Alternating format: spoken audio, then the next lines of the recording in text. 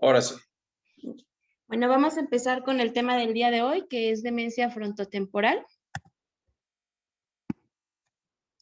El contenido de la plática de hoy se va a concentrar en la definición, la epidemiología, la etiología, los factores de riesgo, los subtipos clínicos, el tratamiento y el pronóstico de la enfermedad. Como definición, sabemos que la demencia frontotemporal es un trastorno clínica y neuropatológicamente heterogéneo que va a estar caracterizado por alteraciones en el comportamiento, la personalidad y el lenguaje, y que van a estar además acompañadas de degeneración focal de los lóbulos tanto frontal como temporal. En el mundo existen 47.5 millones de personas y hay acumuladas 7.7 millones de nuevos casos cada año. Sabemos que la demencia por Alzheimer es la forma más común de demencia y que se presenta en un 60 a 70%. Sin embargo, la demencia frontotemporal es la segunda causa más común de demencia en pacientes menores de 65 años y también va a ser la segunda causa de demencia cortical. Esta es una tabla del Lancet donde nos habla de igual manera de la prevalencia en pacientes menores de 65 años, que va de un 3 a un 26%. Dependiendo del lugar, en Estados Unidos, igual en el rango de edad de 45 a 64 años, vamos a tener una prevalencia de 15 a 22 por cada 100,000 personas, y en Reino Unido una prevalencia que va hasta 26 por cada 100,000 personas. Podemos observar cómo en lugares como Japón la incidencia disminuye a 1 a 16 por cada 100,000 personas. Como les venía diciendo, la prevalencia va a ser más alta en los 45 a 64 años. En un 10% de los casos se van a presentar en menores de 45 años de edad, o sea, esto es pues extremadamente raro, y un 30% va a ocurrir en pacientes mayores de 65 años. Esto es un estudio que se realizó en el año 2011, que llegan a un consenso donde nos dice que la prevalencia está subestimada debido a al pobre reconocimiento diagnóstico de la demencia frontotemporal por los médicos que no son neurólogos. La etiología la vamos a dividir en dos. La primera van a ser causas esporádicas, que va de un 50 a un 60%, y en segundo lugar, las mutaciones genéticas, que van a tener un patrón autosómico dominante y en donde van a existir familiares de primer grado que van a estar afectados. Esto se observa hasta en un 40% de los casos. Estos factores genéticos implicados se han evidenciado que están implicados 8 genes. Sin embargo, los más frecuentes van a ser estos 3, que es el gen de la proteína tau, que está asociada a los microtúbulos, el gen de la progranulina en el cromosoma 17 y el gen C9, que va a estar asociado al cromosoma 9. De igual manera, en esta tabla vemos la mayoría de las mutaciones que están implicadas a la etiología de la demencia frontotemporal, donde nuevamente nos muestran las principales 3 mutaciones que están implicadas. La más frecuente va a ser, dependiendo del lugar en donde lo leamos, la asociada a microtúbulos, que puede ser hasta en un 50% de los casos. Sin embargo, en esta revisión del Lancet nos marcan como la más frecuente la asociada al cromosoma 9. Esto tiene una importancia debido a que va a existir una correlación clínica genética. Esto quiere decir que de acuerdo a la presentación clínica podemos inferir el tipo de genotipo. Entonces, si tengo una variante conductual, aquí pues la mayoría de las mutaciones pueden estar presentes. Si tengo una mutación en los microtúbulos, mi paciente va a cursar de manera principal con una desinhibición conductual. Si tengo una mutación en los microtúbulos o en el gen C9, que está asociado al cromosoma 9, mi paciente va a cursar con apatía. Igual manera, en la mutación del GNR va a afectar hasta un tercio de la variante no fluente y hasta 2/3 de la variante conductual. En las expansiones del cromosoma 9 van a ser pacientes que van a cursar con manifestaciones psicóticas. Dentro de los factores de riesgo tenemos el nivel educativo, la diabetes, la lesión cerebral y las enfermedades autoinmunes. Esta es una revisión donde se incluyeron 117 pacientes que tenían demencia frontotemporal, 400 que tenían enfermedad por Alzheimer, 55 con parálisis supranuclear y 55 con córtico basal. Llegan a la conclusión de que el nivel educativo, a diferencia de la enfermedad por Alzheimer, va a ser un factor de riesgo. Quiere decir que un nivel educativo mayor de 5 años, como vemos en la siguiente tabla donde está subrayado con azul, es un factor de riesgo para demencia frontotemporal, no así para demencia por Alzheimer, con una P estadísticamente significativa que es de 0.001. Esta es otra revisión sobre factores de riesgo que incluyen el tabaquismo y la obesidad. Aquí nos dice, es un estudio longitudinal de casos y controles que se incluyeron 90 pacientes con demencia frontotemporal, 654 con enfermedad de Alzheimer y un grupo control de 116 ancianos que eran cognitivamente sanos. El tabaquismo, aquí no hubo asociación con el desarrollo de demencia frontotemporal. Sin embargo, aquí sí podemos observar la P es de 0.218, que en realidad pues no nos estaría dando una significancia estadística, pero sí nos habla de que hay un aumento en el riesgo de desarrollo de demencia frontotemporal para la obesidad con una P igual 0.064. Llegan a la conclusión de que el tabaquismo sí es un factor de riesgo para enfermedad por Alzheimer, pero como vemos, no es un factor de riesgo para demencia frontotemporal. De igual forma, concluyen al final del artículo que se necesitan más estudios para poder llegar a un consenso. De nueva cuenta, otro estudio donde nos habla de las lesiones traumáticas. Podemos observar en la tabla que está a mano derecha que los traumatismos a nivel cráneoencefálico van a presentarse en una gran población de pacientes, siendo un condicionante como factor de riesgo para demencia frontotemporal. Y aquí también llama la atención cómo todos los factores de riesgo para eventos cardiovasculares también van a ser un factor de riesgo para demencia frontotemporal. Pasando a la parte de los subtipos clínicos, van a existir 6. La primera va a ser la variante conductual, la siguiente, variante semántica primaria, variante agramática, degeneración corticobasal, parálisis supranuclear progresiva y por último, la demencia frontotemporal, que va a estar asociado con una neurona motora.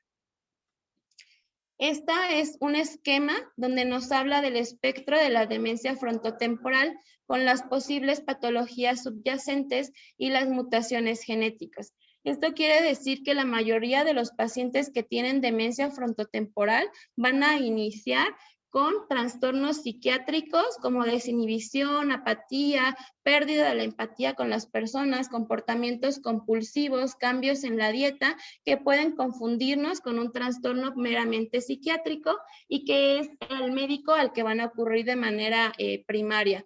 Posteriormente, al estudiar este grupo de pacientes, observamos que la presentación clínica puede estar conjugada y que puede llevarse con diversas mutaciones clínicas. Empezando con la variante conductual, esta va a ser un inicio gradual y de lenta progresión con cambios en el comportamiento. El cuadro clínico se va a caracterizar por desinhibición e impulsividad. En la desinhibición tenemos pacientes que tienen una mayor divulgación de información personal a extraños o conocidos. También van a tener un aumento en el interés sexual, la pérdida de modales y van a comenzar con uso despectivo y un lenguaje racista hacia las demás personas. En esta gráfica observamos la distribución de los padecimientos clínicos de los pacientes con demencia frontotemporal de la variante conductual. En azul es un paciente que está cognitivamente sano y podemos ver como una variante conductual normal en nosotros sería que hablemos con nosotros mismos. Sin embargo, como hablar con nosotros mismos, también va a ser la manifestación más frecuente en la variante conductual, seguido de los movimientos repetitivos y por tercer lugar, el comportamiento inadecuado. Entonces, como ya hemos visto, los pacientes van a cursar con apatía, que va a ser una característica temprana, con conductas repetitivas y con hiperoralidad. Van a empezar con un aumento en el consumo de dulces, alimentos en mal estado y objetos no comestibles. Y también van a iniciar con abuso de sustancias. En los criterios diagnósticos, en realidad, pues son muchísimos.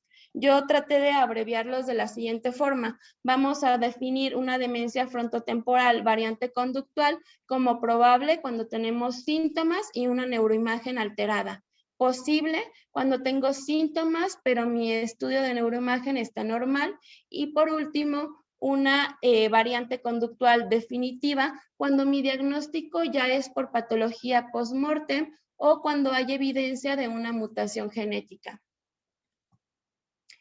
En la imagen de la variante conductual vamos a observar atrofia del lóbulo frontal derecho o del temporal derecho. En este caso, pues estamos viendo una resonancia a nivel de T2 que muestra alteraciones frontales y temporales, así como ensanchamiento de la cisura de Silvio, lo que va a provocar repercusión en la fascia. En el PET vamos a ver hipometabolismo, sobre todo en lóbulos temporal derecho o lóbulos frontales. La segunda variante sería la semántica primaria o afasia progresiva. Aquí vamos a tener una atrofia del lóbulo temporal anterior dominante que de manera inicial va a ser asimétrica, sin embargo, en el transcurso de la enfermedad va a volverse contralateral. En los criterios diagnósticos hay que tener en cuenta que la fluidez y la gramática se van a mantener. Para poder hacer el diagnóstico, tengo que tener las siguientes dos características. La primera va a ser el deterioro de la denominación de objetos y el deterioro de la comprensión de las palabras sueltas. Entonces, tengo que cumplir 2 de 2. Y van a tener que tener 3 de las características auxiliares. La primera va a ser deterioro del conocimiento del objeto, particularmente para aquellos que utilizamos poco o que son pocos conocidos. Pueden presentar dislexia superficial, repetición ahorrada o aspectos gramaticales y motores del habla preservado. Entonces, 2 de los principales y 3 de los auxiliares nos van a dar el diagnóstico para una variante semántica. En la imagen, de igual manera, en esta resonancia magnética en FLAIR, podemos observar la atrofia del lóbulo temporal. El tercer tipo de variante sería la variante agramática, que también se conoce como afasia progresiva no fluida. Aquí vamos a tener pacientes que comienzan con omisión de palabras pequeñas de clase cerrada, por ejemplo, I, O, A, y van a empezar con eliminación de terminaciones verbales. Van a tener errores en la concordancia del sujeto y del verbo y van a presentar apraxia del habla, que van a ser problemas con la secuenciación del sonido en sílabas y palabras, y hay que tener en cuenta que la comprensión se va a conservar en las primeras etapas. Sin embargo, como habíamos dicho, pues esto va a ser progresivo. Aquí tenemos 3 tipos de variantes. La primera va a ser la gramatical, logopénica y la tercera, la semántica. En el primer tipo de la variante agramatical, vamos a tener un lenguaje hipofluente y laborioso con parafasias, dificultad en la comprensión de estructuras gramaticales que son complejas. Tenemos apraxia del habla, acalculia, apraxia idiomotora y alteración de la prosodia. Tenemos que tener en cuenta que aquí vamos a tener pacientes que van a cursar con signos extrapiramidales y los principales van a ser la bradicinesia y la rigidez. La segunda variante sería la variante semántica, donde tenemos una pérdida progresiva del conocimiento semántico.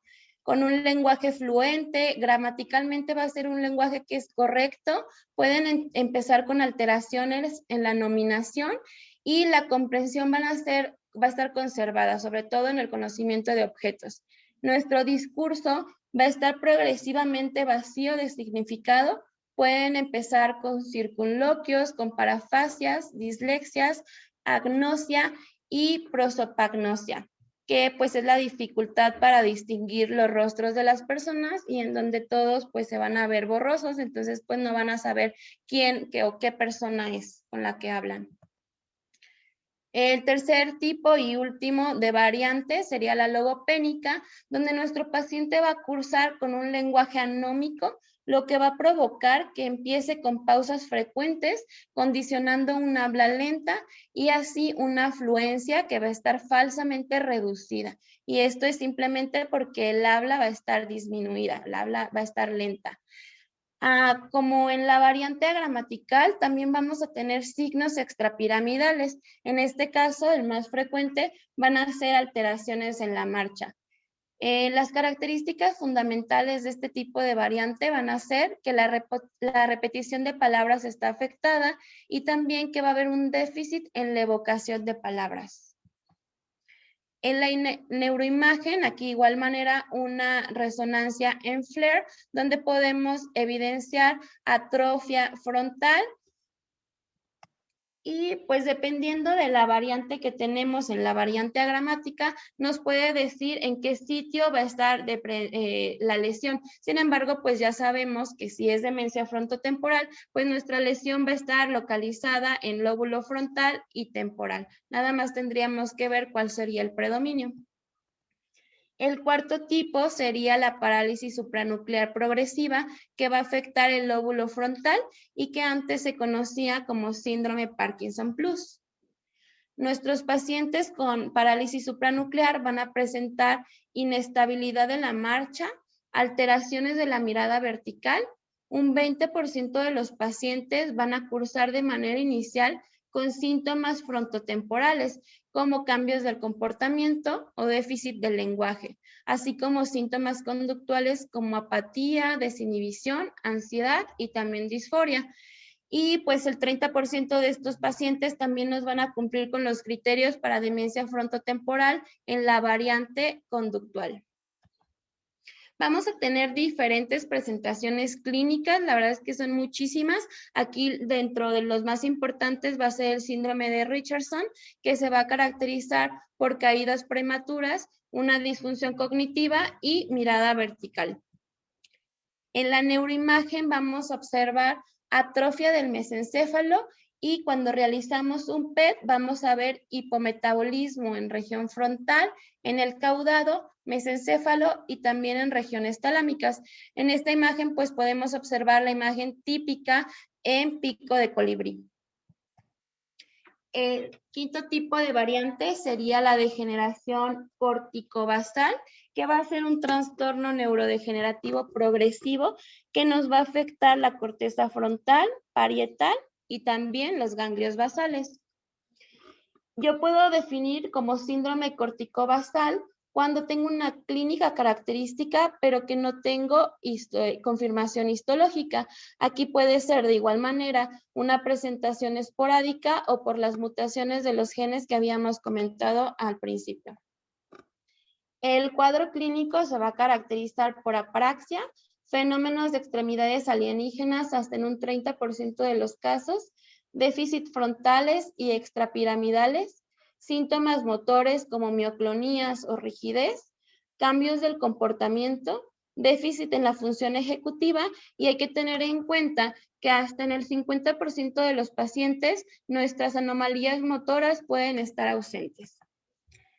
Y esta pues es como la conclusión de este artículo que se publicó en el año 2014, donde nos habla de los síntomas que van a presentar los pacientes con la variante corticobasal y la parálisis supranuclear. Por ejemplo, en la variante corticobasal tenemos que es un inicio insidioso con una progresión gradual, que pueden estar presentes la rigidez y sobre todo que van a ser resistentes al levodopa, de igual manera con la parálisis supranuclear. Y este es un artículo del año 2020 donde nos habla de las características de la extremidad alienígena, donde nos dice...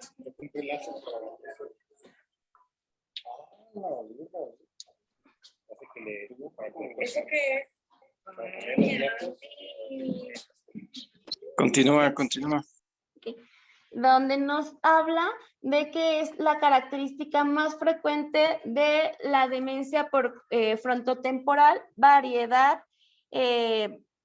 corticobasal, y se va a presentar hasta en un 4.3 de los pacientes, con una P significativamente estadística de 0.01.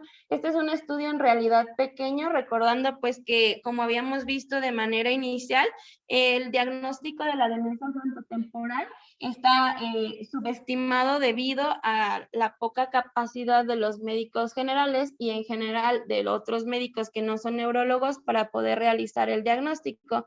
Entonces, solo hay que tener en cuenta que pues este fenómeno pues no va a estar asociado con la severidad. Y en esta gráfica nos habla de cuáles son los fenómenos que se van a presentar de manera más frecuente. Y aquí pues el paciente nos va a describir en primer lugar como que él trata de sostener su mano, como en la imagen que estamos viendo aquí, o nos va a referir que pues su mano, su extremidad, no va a pertenecer a él.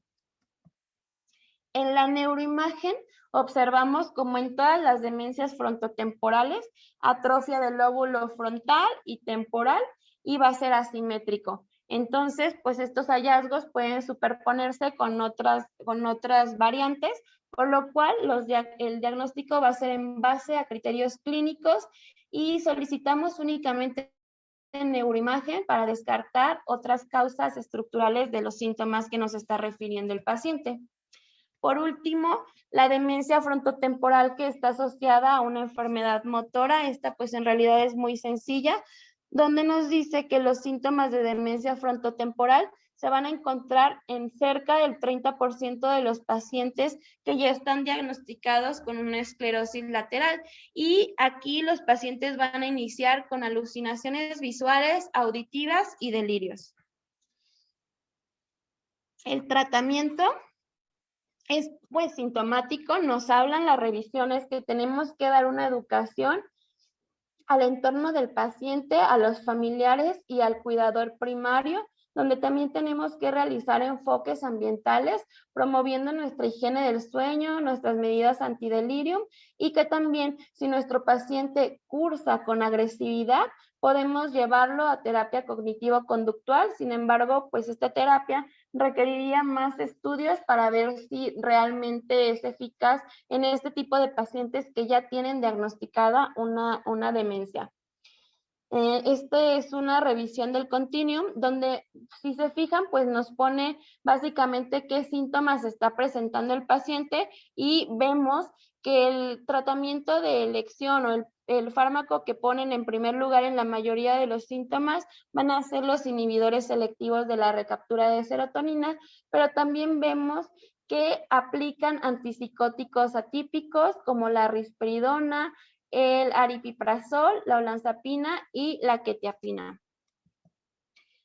Este es un estudio donde se incluyó solo a 15 pacientes y se dio seguimiento por 6 semanas, donde se dio una dosis de citalopram de 30 miligramos por vía oral, y pues nos habla y vemos en la gráfica cómo va a ser efectivo para controlar y poder disminuir la sintomatología provocada por la demencia, comparado pues con el grupo control al que no se le dio nada, con una P de 0.045 que nos estaría hablando de la significancia estadística. Este es otro estudio. Habíamos visto aquí anteriormente que podíamos utilizar también para el control de los síntomas la trazodona. Entonces, esta es una revisión donde fue un estudio aleatorio, doble ciego, controlado con placebo y es multicéntrico, y fueron 2 periodos de 6 semanas, compararon placebo con trazodona o trazodona de manera inicial con placebo. Si mi paciente cursaba con disminución, con delirios, agresividad, ansiedad e irritabilidad, daban una dosis de 150 miligramos. Sin embargo, si el paciente cursaba con depresión o desinhibición o conductas motoras aberrantes, la dosis iba a ser de 300 miligramos. Entonces llegan a la conclusión de que usar trazadona de manera inicial en los pacientes, pues va a lograr disminuir estos síntomas dependiendo de la dosis, como vemos en la tabla que tenemos aquí en la parte superior, donde van a disminuir síntomas como agitación, apatía y desinhibición. Entonces, pues básicamente está mejor dar trazodona que el placebo. Ya para concluir, el pronóstico, pues la supervivencia media es de 7 a 10 años. Parálisis supranuclear es de 6 a 8 años y en las variantes conductuales es la que tiene una expectativa de vida más alta con 9 a 10 años. Es importante que sepamos que la mayoría de los pacientes que tienen una demencia frontotemporal van a evolucionar a enfermedad por Alzheimer, por lo cual es importante que podamos diagnosticar y darles un seguimiento adecuado. Entonces, nada más como para recapitular la parte del tratamiento, que en realidad pues no podía ser muy extenso porque las revisiones nos decían que el tratamiento iba a ser enfocado a los síntomas que estaba teniendo el paciente. Podemos utilizar cualquier tipo de antipsicótico. En las nuevas revisiones nos hablan también de que podemos utilizar antipsicóticos de depósito en caso de que así el paciente lo amerite. Entonces, pues con eso yo termino mi presentación. No sé si tengan algún comentario o algo.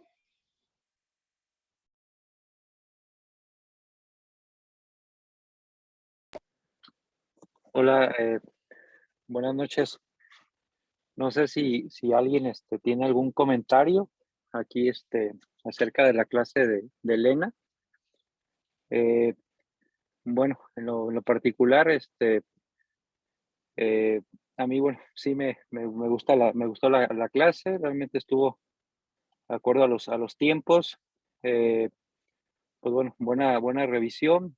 Eh, la verdad sí, bueno, la demencia frontotemporal, así como lo comentábamos, ¿no? Al inicio, la edad de presentación generalmente es en pacientes, pues un poco más jóvenes, ¿no? Que algunas bibliografías reportan que está entre los 60, 65 años, a diferencia de otros tipos de demencia, ¿no? Que se presentan generalmente a mayor edad. Estos pacientes generalmente van primero y la mayoría de los pacientes no nos llegan a nosotros como geriatras, ¿no? Sino que estos pacientes llegan primero normalmente, y está escrito así, cuando leemos demencia frontotemporal, llegan primero a los psiquiatras, ¿no? Entonces, los psiquiatras son los que normalmente los tratan, pues a veces unos años, 5 o 6 años, y muchos de ellos, bueno, la verdad, pues están ahí tratados por los psiquiatras, ¿no? Eh, Sin embargo, bueno, pues realmente así como comentaba Elena, la variante más común es la variante conductual de los pacientes, ¿no?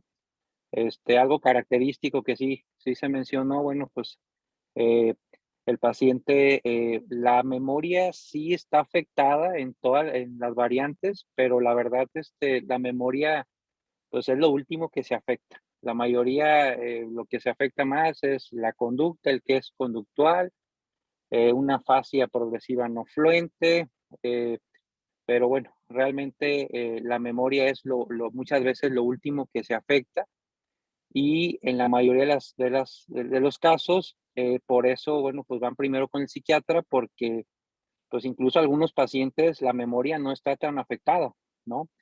Entonces, por eso, bueno, en los criterios estos del 2011, cuando hacen la revisión, normalmente dicen, ¿sabes qué? Pues la demencia, pues no solamente es cuando afecta la memoria, lo que sí eran los criterios de 1984, sino que la demencia, bueno, pues se afecta también alguna otra función y no solamente la memoria, ¿no? Entonces, bueno, pues es un reto tratar a estos pacientes porque la mayoría pues son muy conductuales, eh, antipsicóticos utilizamos muchos, eh, algunos de ellos, como lo mencionó Lena, antipsicóticos ahí de depósito, son los que, bueno, a mí y luego me han funcionado mejor. Ahí el suclopentixol es el que más lo utilizo, entre 2 y 4 semanas, dependiendo del paciente. Eh, pero bueno, pues sí, es un reto tratar estos pacientes, ¿no? No sé si tienen alguna pregunta. Aquí, bueno, aquí ustedes como residentes, eh, el doctor Lascano, doctor Márquez, doctor Diego.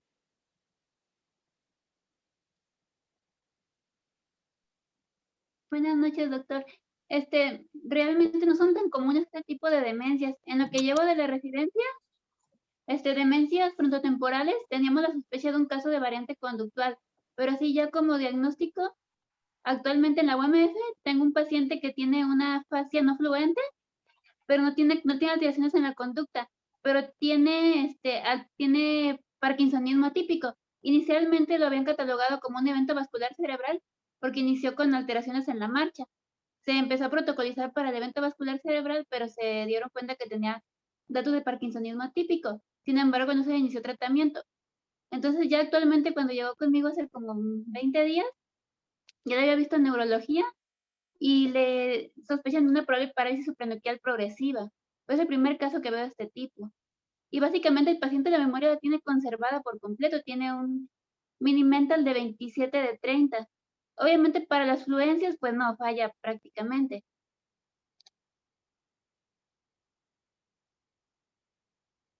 No, esto de lo frecuente, sí, o sea, lo vemos poco, pero la verdad, eh, y luego la mayoría, yo creo que poco lo vemos porque la mayoría se van con los psiquiatras, ¿no?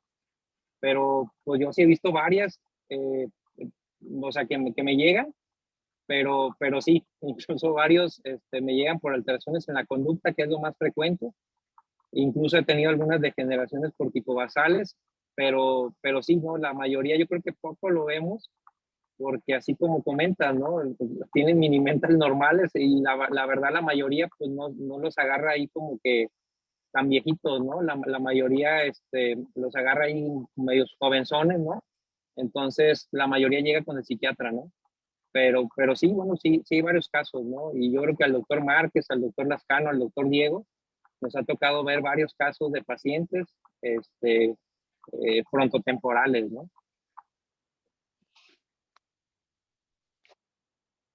También creo que ahorita, la otra vez vimos un paciente que lo veían en neuro, eso fue en el HGR1, por parkinsonismo, bueno, más bien por enfermedad de Parkinson. Y cuando llegó con nosotros a la consulta, trae el signo de la mano alienígena. Prácticamente la mano izquierda no la utiliza porque dice que es una mano inútil, que no le sirve para nada, que no puede hacer labores con ella, pero no tiene ninguna alteración en la mano, obviamente. Entonces ya nosotros le pedimos estudios otra vez, tomografía y todo, porque lo único que tiene alterado es nada más el Parkinson, tampoco tiene alteraciones en la memoria. Y fue cuando le pusimos que probable degeneración corticobasal, pero sinceramente no tenemos como mucha experiencia en ese tipo de patologías.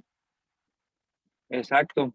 Incluso estos, como lo comentó Lena en una diapositiva, o sea, algunos sí se tienen parkinsonismo, pero alguna característica importante es que responden mal a la levodopa, ¿no? O sea, no tienen esta buena respuesta como el parkinsonismo, ¿no? Pero sí es esa característica, que tienen una mala respuesta a la levodopa, incluso así se describe, ¿no?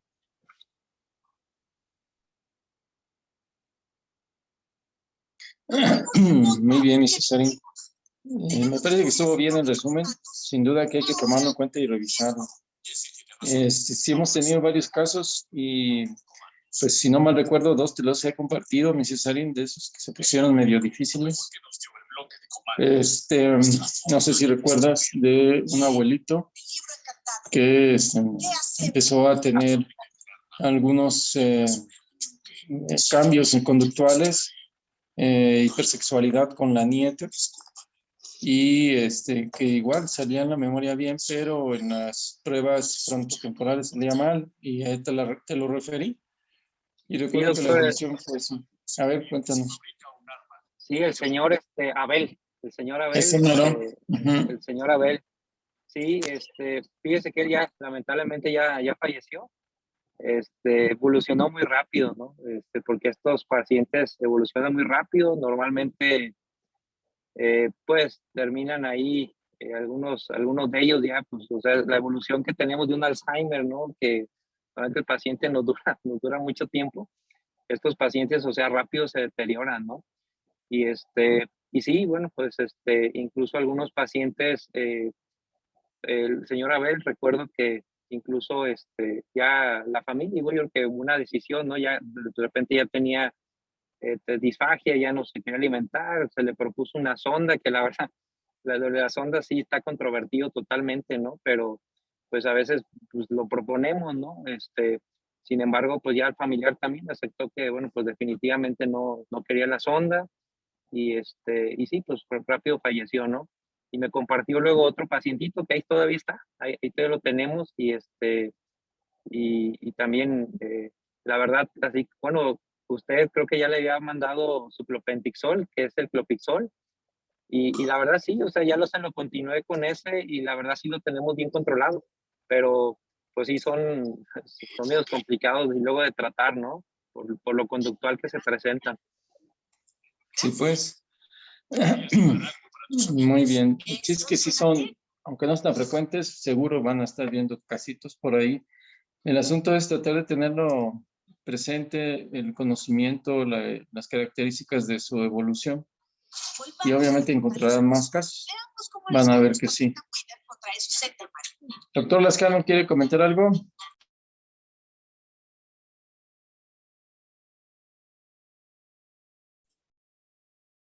Hola.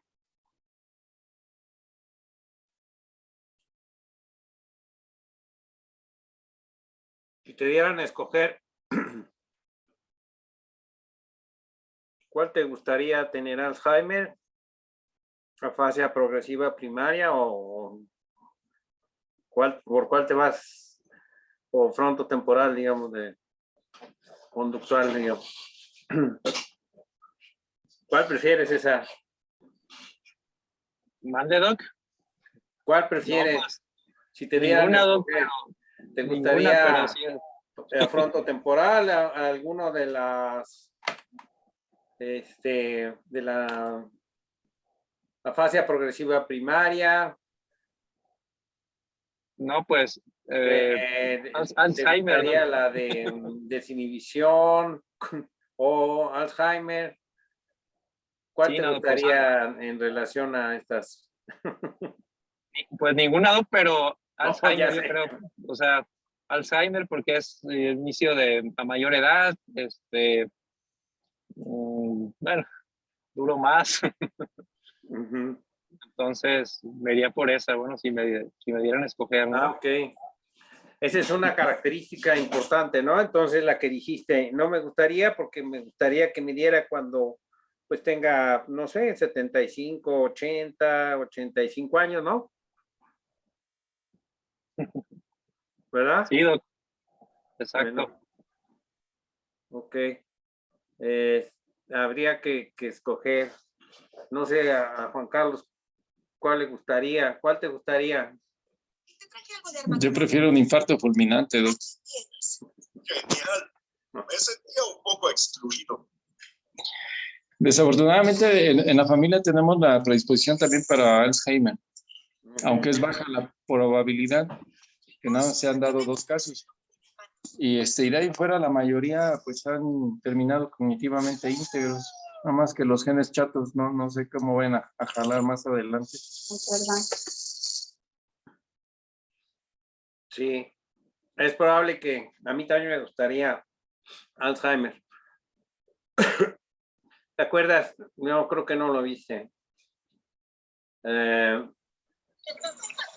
Esa es una característica y está descrita a los pacientes que puedes encontrar a varios enfermos con esta frontotemporal.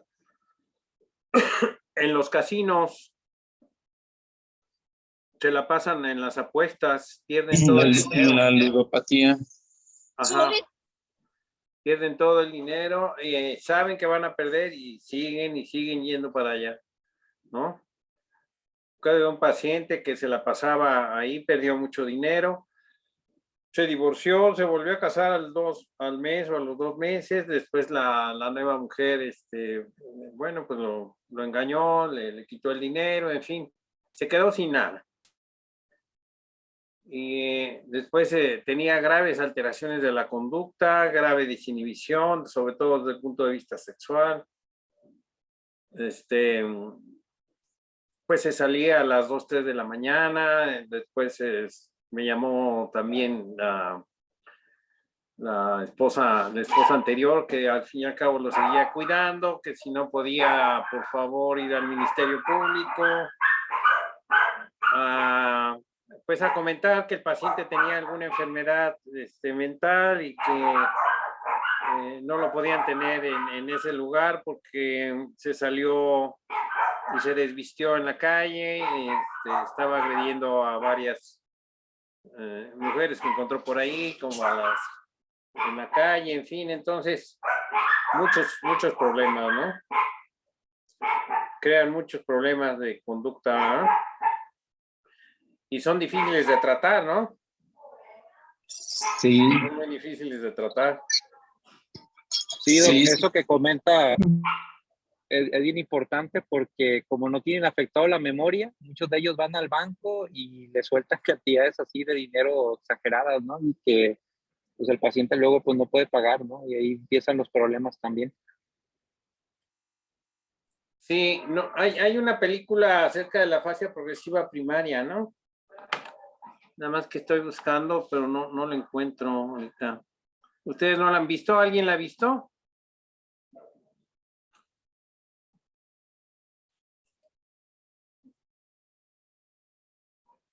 No, doctor. ¿No? ¿Tú no la has visto, César? ¿Tú no han visto una película que habla específicamente de afasia progresiva primaria? Ahorita la voy a buscar, se las digo, la voy a buscar. La voy a buscar para que puedan verla. Está interesante. Sí. Ok.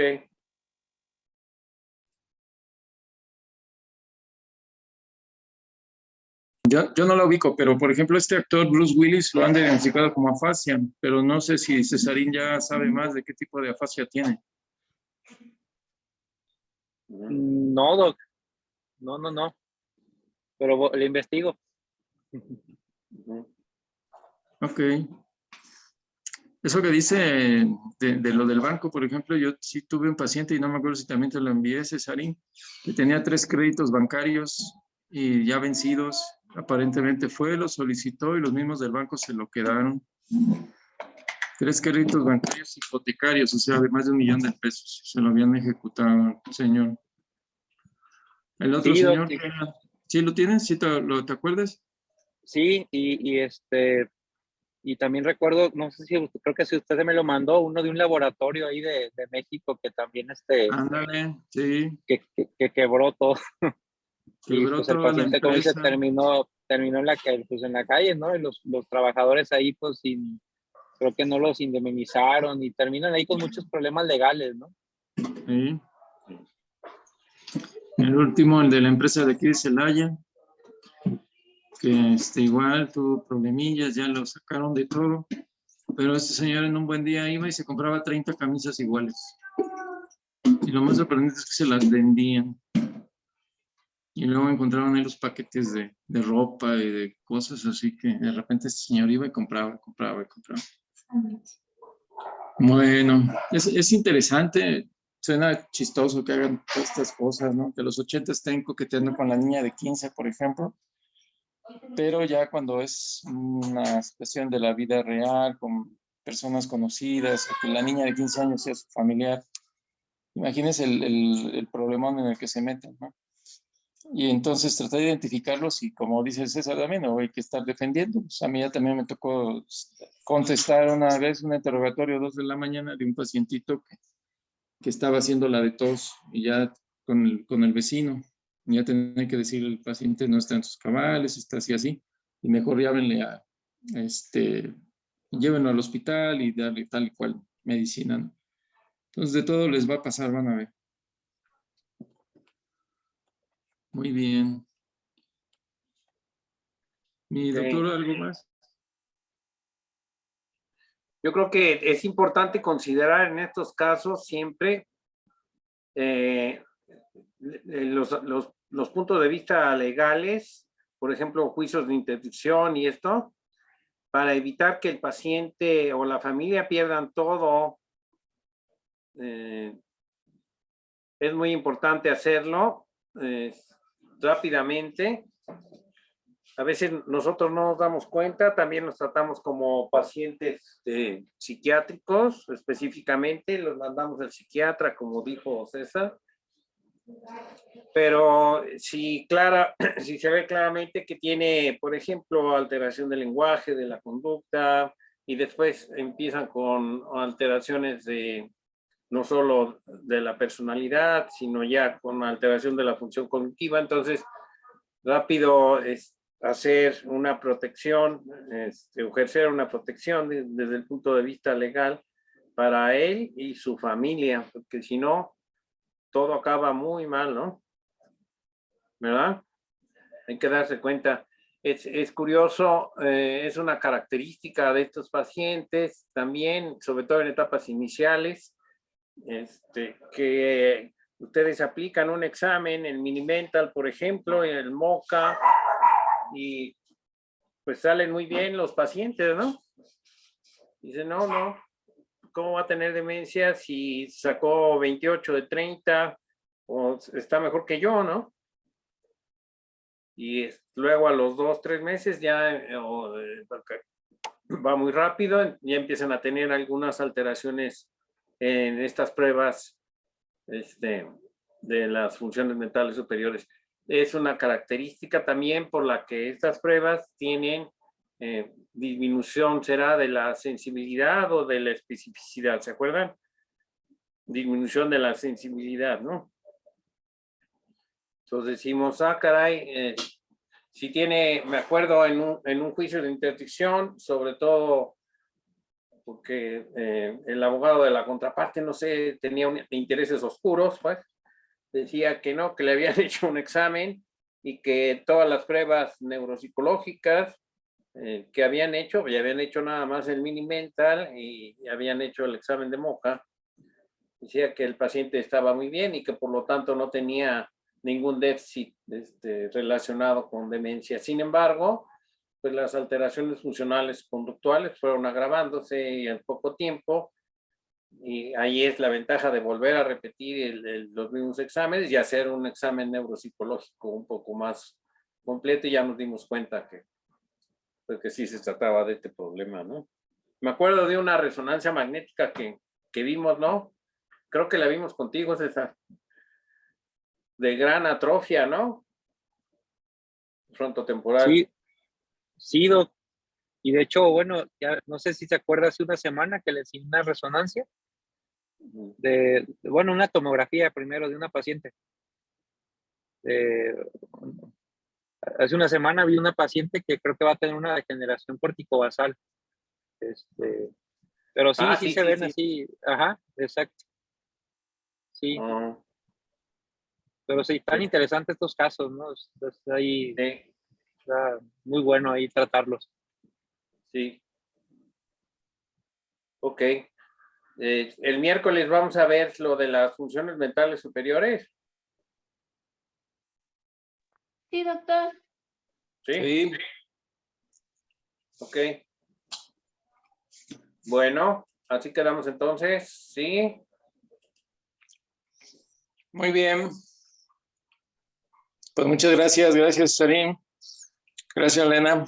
Nos estamos viendo entonces. Que Hasta luego, descansen. buenas noches. Gracias.